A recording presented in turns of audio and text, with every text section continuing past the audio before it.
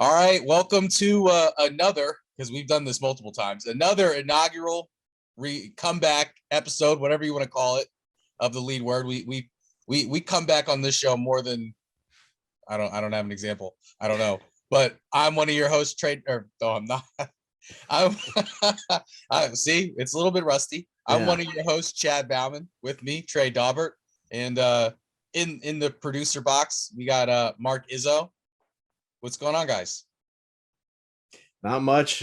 Father's Day was yesterday. Happy to start a new week. Chad, you want to talk about the NBA Finals? You got me up bright and early to talk about it, so let's do it.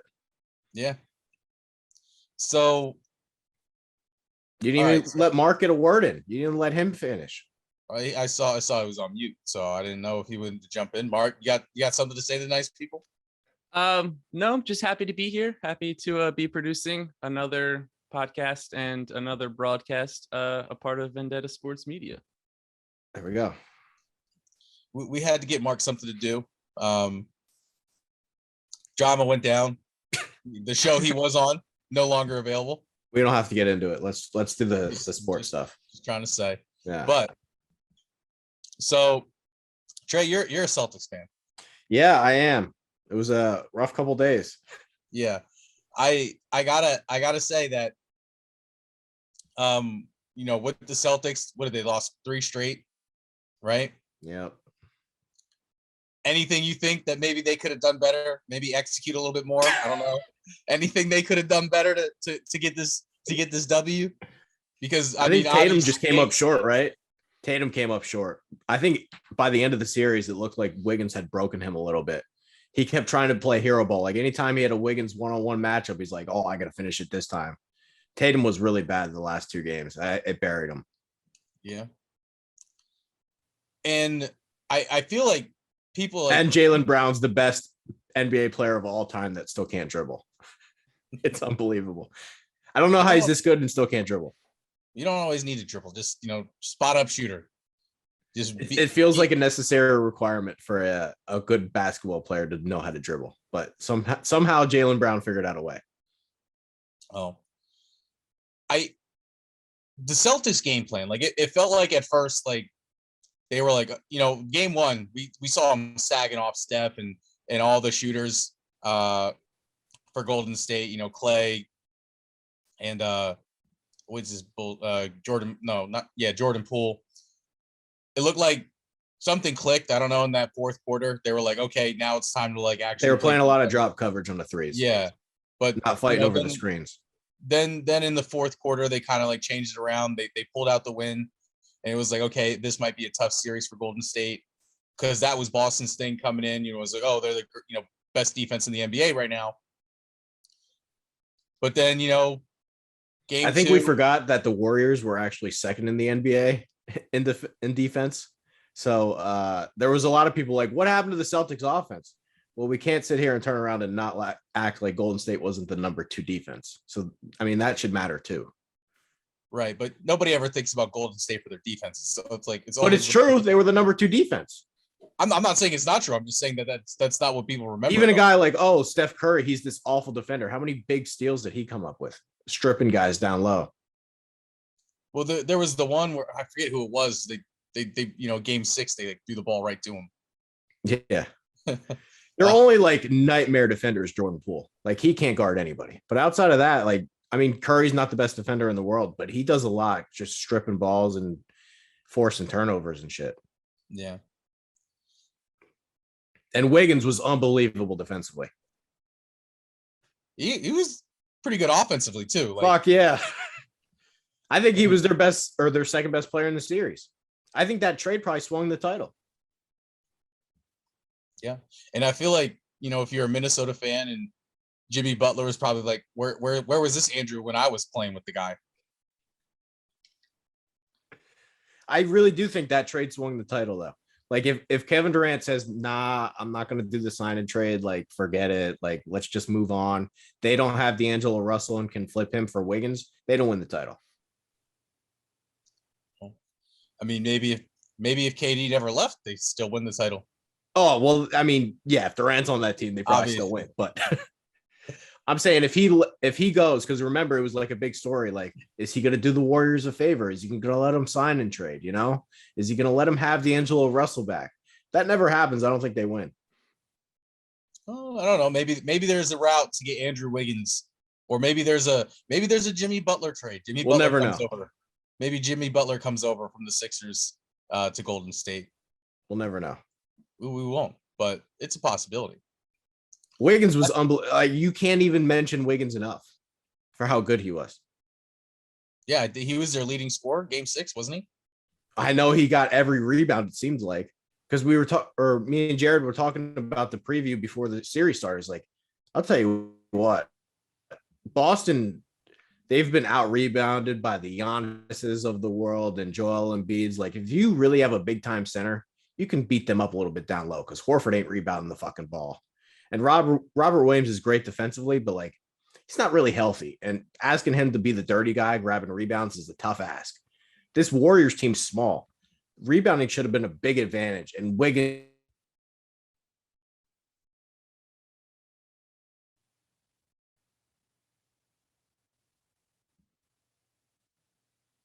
Rebounding, I think about. Because if you give them second and third opportunities to hit those threes, you're going down. You're not overcoming. Yeah, they bury you quick. It's a lot. It's a lot of water coming into the boat if you just let them keep. You can't beat yourself, or they start raining threes and you're over. It's done. So I do want to talk about, with Golden State, what this kind of like, how this impact, like you could say their big three. I don't know if it's a big three. I think it's like.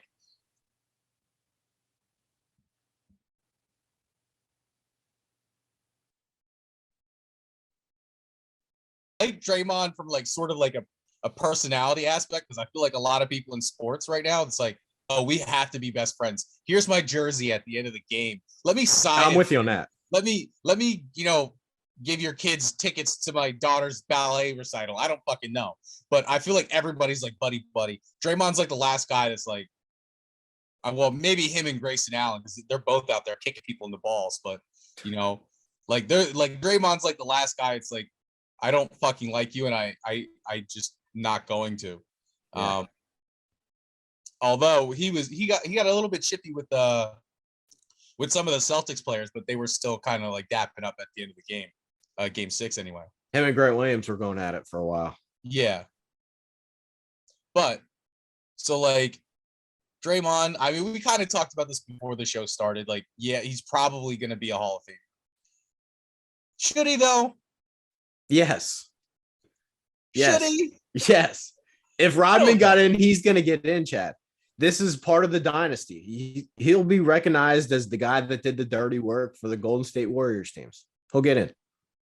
Well, I mean, Rodman was kind of different than Draymond. Like, was he different? He was a better rebounder, and he pissed more people off probably, and he was goofier and dyed his hair weird. But like, I'm not sure they win those last couple titles without Rodman. But I feel like you could make an argument that Draymond could be like this guy had like more like I don't know if he changed it by the end of the series. I don't remember. I just remember 14 points, like 15 personal fouls. Like that never happened to Rodman. Like, I mean, at the same time though, he is getting a little bit older. He's not peak Draymond anymore. He's a little bit past his prime. I think he's lost a little bit of a step, but I mean, we're not going to sit here and discredit everything the guy's done in his NBA career. I'm not discrediting it. I'm just saying let's give it its credit where credit is due and not give him extra credit. Like, that's what I'm trying to do. It's just like, I'm not like he did B+ work. I'm not giving him an A. Chad, pull up the list of Hall of Famers in the NBA though. Like, there's going to be a lot of worse names than Draymond Green on it. I'm not saying there's not. I'm just saying maybe we can start getting a little bit stricter. Like, hey, that's a different conversation. We don't have to put this guy in. If we want to have that conversation, then we're pulling names that are we're pulling names out. So, well, I don't think you can pull names out unless they do something like fucking crazy. Like, guy starts World War III and starts killing babies. like, clubbing baby seals to death with actual people babies, then maybe pull that guy out. But I feel like once you're in, you're in. But we can talk about, hey, maybe we start with Draymond and say, yeah, you might not be ready yet, big fella.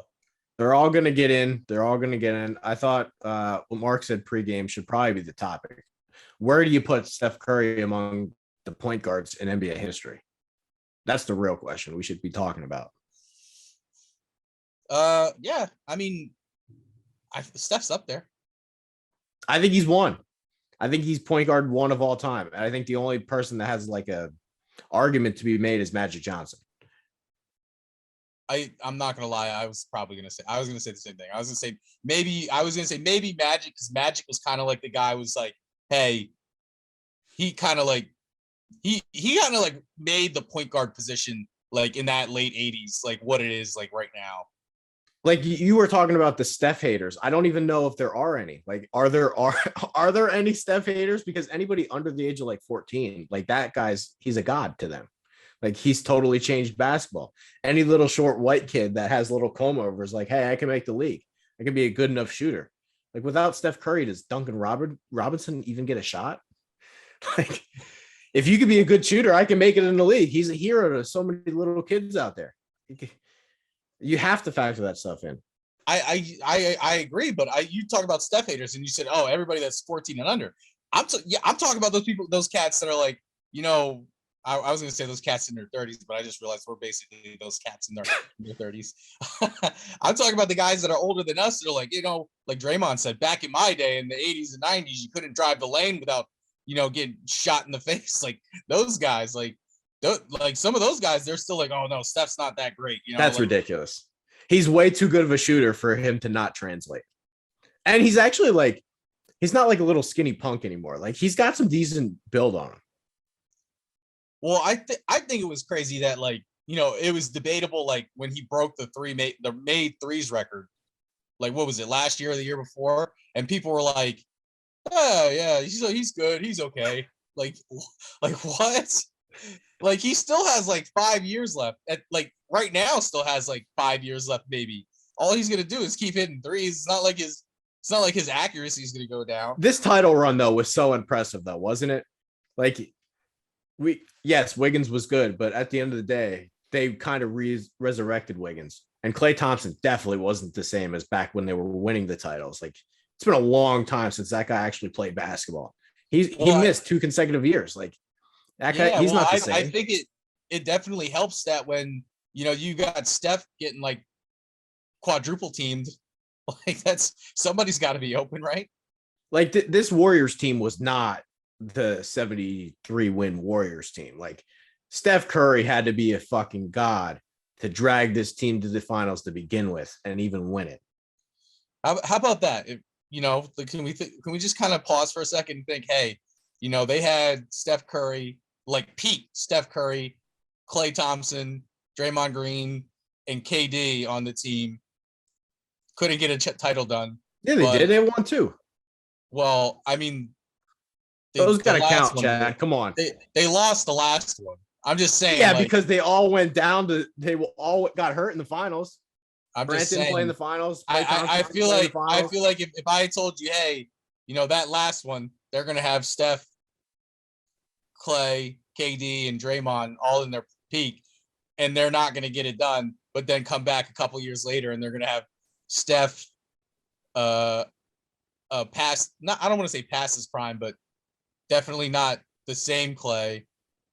And then Draymond. I think you could say past his prime Klay. I mean, where would you put Klay Thompson and their best players like right now? He's not the same guy. I'm not saying he sucks. I don't know. I think you make an argument that maybe Jordan Poole's better than Klay right now. I think you could make an argument that Jordan Poole's better. Yeah, Clay's not that same hit 11 threes in a row in the first quarter anymore kind of guy. Yeah. So, but I thought this title was super, super impressive. Like they're really not. They're a good basketball team. Don't get me wrong, and they play great defense and they can hit shots. But were they like a easy title favorite team, smoking people? No, like not at all. Like everybody in the beginning of the year was like, "There's no chance Like, you saw Curry at the end of during the press conference, going like that. Because Perkins and I don't forget the other guy, but before the season, they were like, there's 0 chance Golden State wins it. Yep. I don't know. I think I would put Curry as the number 1 point guard of all time. I just think his shooting and the way he's changed basketball can't be matched. Like, what are people going to say? You put him in any era, he's just going to make like when they didn't shoot 3-pointers like that. If you just plopped him in the NBA, it's like, what the? We're down 20. This little kid just hit like 6 threes. What happened? That would happen if he just randomly plopped into an NBA game back then. Yeah, I mean, I would just like to say, like, again, and Draymond said it. I said this before Draymond did. Like, I don't feel like they played better defense in the 80s and the 90s. Like, I don't feel like it was like, oh yeah, these guys. You could foul more. You could certainly foul more. That's my point. Like, they didn't play better. It's just that you could fucking shoot a guy who's driving the lane and like, okay, yeah, personal foul. Yeah, they still called the foul. Yeah, but like that's it. It was just like, personal foul. He just shot him in the face. No big deal. I think the flagrant shit is the thing that most changed. Like, they weren't reviewing calls back then. Right. I think that stuff's ridiculous. So I think you're right. I think you could take Steph Curry. And yeah, maybe he wouldn't be as effective just because he's not going to be able to drive. A little guy like Steph's probably going to get hurt if he was driving the lane in the 80s and 90s, but I feel like there still would be like a market for him being a shooter. Yeah. And being able to knock down threes. Yeah. Easy. I don't know, Chad. I'm tired of talking about it. How much more do you want me to rehash watching my team lose? Get all the way to the finals and lose. I mean, I'm happy. I said this on Twitter. I didn't care that Golden State won. I just wanted Al Horford to lose. I can't fucking stand that guy or his family. Like, they're the most annoying fucking people on the planet. Well, he was so great with the Sixers, Chad. You must love him. It's fucking highway robbery. What that guy did to the Sixers.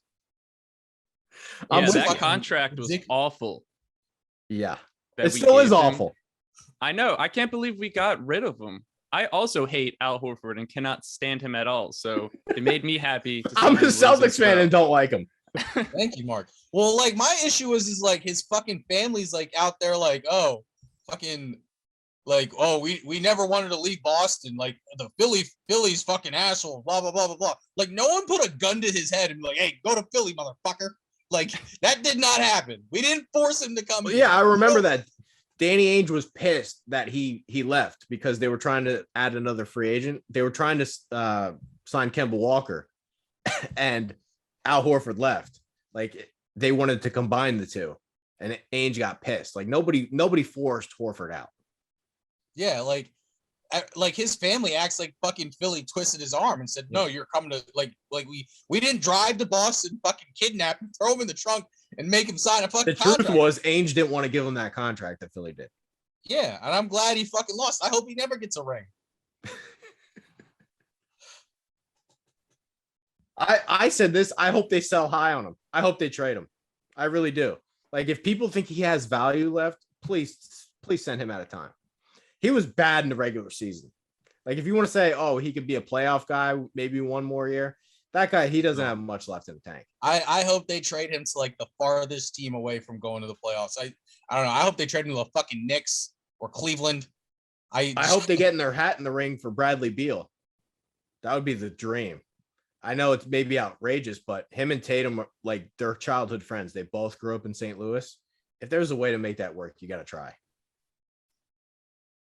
One last thing with this series. One last thing that I think we need to talk about, because I think it's a little. I don't even like Boston, but I feel like it's a little bit outrageous. And Mark, you can chime in with this too. Everyone talking about, like, obviously like we said, Tatum didn't show up. People are talking about Tatum like it's like he's like the worst fucking player on the planet. Yeah, he had a bad couple of games, but I mean, what is he? He's only like 23, right? 24? 24. Yeah. Like, you can make the argument he's not even in his prime yet. He's got at least 6 years of his prime coming up.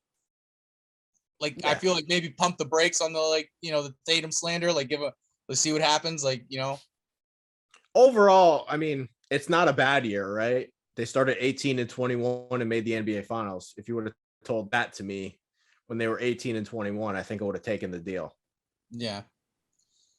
But like, I feel like there's a lot of like, I mean, don't get me wrong. Like he kind of set himself up as a punchline by like texting Kobe and shit like that. And Yeah. tweeting And out he broke the most turnovers in the NBA Finals. That's on him, or in a postseason. That's his record now. Not a great record. But I feel like there's a lot of people like acting like he's not going to be able to like fucking bounce back from this. Like this is the worst thing in the world that he lost the NBA Finals, like his first one ever. You know, and not like it's a young team. They can get back. Horford's really like their only old guy. Brown's young, Tatum's young. Like Derek White's one of their oldest guys, and he's like 27. Smart's a little bit older than him, but it's a pretty young team. Like Grant Williams and Pritchard, and those guys are all young. Those are all like homegrown Danny Ainge draft picks. Yeah, and you could draft the center. Well, I don't know if they need one. Robert Williams is damn good. Well, I'm just saying, if you need to, you draft the center. Yeah. Never hurts to have depth. You know, maybe you draft a guy and then you got two, one to come off the bench and one to be in there. Well, Derek White's the whole reason why you got into an argument with Chickster, Chad. What was my argument with Chickster? You guys wrote like 3 blogs back and forth, and it all started because I said Derek White was pretty good. Oh, I didn't even know. Like I saw my shot and I took it. Yeah. What do you got for Philadelphia? Anything? I don't know. We got a couple minutes left in the Zoom call. Just give me a rant. I just like, I'm so like, I just like, my soul is hurt with them at this point. Like I just don't know. Like honestly, like after they lost that Heat series, it just felt like we can't rely on Joel Embiid to do everything, because like not that you can't, but you need help, right? I felt like everybody needs help. Right. I felt like Joel had no help. It was like, oh, if Joe's not going to do it, then nobody's going to do it. Like it felt like they were just like apathetic on the court. And it was like, again, like, oh, well, we got as far as we can. Joe's hurt. Time to pack it in and just let Jimmy Butler fucking kick our ass for like 4 games. That being said, like I feel like Tobias Harris caught a fucking stray shot from Jimmy Butler. Yeah. Because let's go back and talk about it. Tobias Harris over me. No, it wasn't Tobias Harris over you. They chose Ben Simmons over you. No, they chose Al Horford over you. That's what happened. Well, no, I think they chose Ben Simmons. They brought Al Horford in because they thought it would help with, Ben Simmons and, But they picked Al Horford. But let's also not forget that you can go back. There's videos, interviews that Jimmy Butler has done. He talked about it with JJ Redick. He was basically out the door before he even got traded to Philly. Yeah. He didn't like Brett Brown. He hated Brett Brown. Even before he got there with Brett Brown, like he told JJ Redick that he was basically never re-signing with Philly.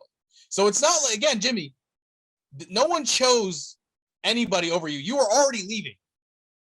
Yeah. Like they offered you a contract and you just decided not to sign it. Like that's not over you. That's you left, Jimmy. Like also Jimmy Butler, I love him. I love watching him play basketball. He's the biggest fake fucking tough guy in the NBA. Watch him. He's always like, when it comes to someone he thinks he could take, he's always front and center. But the minute someone like he got into it with Embiid a little while back. Oh, hold me. He's the biggest hold me back guy in the fucking league. Like he's in your face if he thinks you can take you, but the minute you're a little bit bigger than him, he's like, "Oh shit, hold me back, Tyler. Let me go, Tyler. Let me get him." You think Tyler Hero's holding him back? He'll look for anybody to hold him back. Tyler Hero shouldn't be able to hold him back, but all of a sudden he's got the strength to fucking dog walk him because like he doesn't really want to get into any beef with people. Like he's the biggest fake tough guy in the league. Like it's he pisses me off, but I love to watch him play basketball. All right, Chad, let's wrap up here. Zoom call is going to run out. We went over the NBA Finals. Any closing thoughts you have? We made a trade in the NBA mock draft. We did. Yeah, I thought it was a good trade. So did I. getting rid of Matisse Thybulle. I needed to do it. Can't watch fucking Robert Covington 2.0 anymore. And then they're probably gonna draft a guy, and he's gonna be basically the same fucking guy, and he's never gonna get better at shooting. He's just gonna be able to play defense, and that's it. I just needed a couple Philly rants from you. That's all. Yeah, but I don't want to run out of Zoom call minutes, so we're gonna go ahead and what do we got here? We got follow me on Twitter at Lowfooted. You can follow Trey at Trey Daubert. Mark, I don't know your Twitter handle. If you want to go ahead and shout that Mark Izzo _wave. Okay. I don't know what the site's Twitter is now because I think they changed it, didn't they? Yeah, I think they did. Just search Vendetta Sports Media. It'll come up. It'll come up. We got the Instagram. Go like our stuff on Instagram. Nobody ever goes to our Patreon. You should probably be the first to go be on our Patreon and you know.